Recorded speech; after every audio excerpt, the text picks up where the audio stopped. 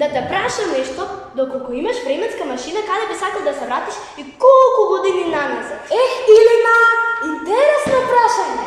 Кога би можел да ги вратам стрелките на часовникот повеќе од 100 години наназад, директно во Крушево, во времето на Илинденското восстание, поточно на 2 август 1903 година. Чекај, па дедо 2 август е мојот роден ден. Точно, Илина, а знаеш ли дека токму затоа го носиш името Илина, бидејќи на тој датум е и големиот празник Свети Илија. Леле, значи моето име и мојот роден ден се поврзани со тоа восстание.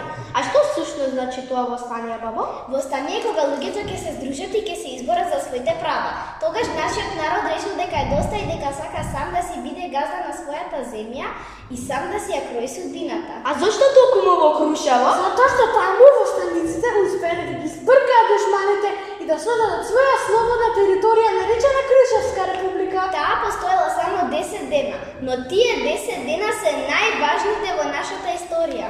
Тоа бил првиот чекор кон создавање на нашата денешна држава. А зошто траела само 10 дена? Затоа што османлиите собрале огромна војска.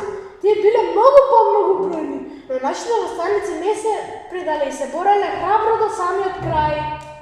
А ти, дедо, што би правил ти да си таму? Би се запознал со Никола Карев, првиот председател на републиката, и со војводата Пито Кули на Мечкин камен. Дури би помогнал со обработката на славните црешеви топчиња.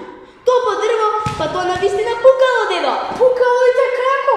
Тоа било доказ дека кога се сака слобода, се наоѓа начини од обично дрво да се направи. А ти, бабо, што би правила да си таму? Јас, Илина, ке се грижев за повредените, ке им носев храна и лекови. Тогаш жените биле десната рака на восстаниците и без нивната помош ништо немало да биде исто. Ако не успело Илинденското восстание, зошто не е толку важно денес? Затоа што тогаш сите се здружиле. Не се бореле само македонците, туку и сите соседи што живееле тука. Сакале слобода и правда за сите. Точно така, восстаниците го напишале Крушевскиот манифест.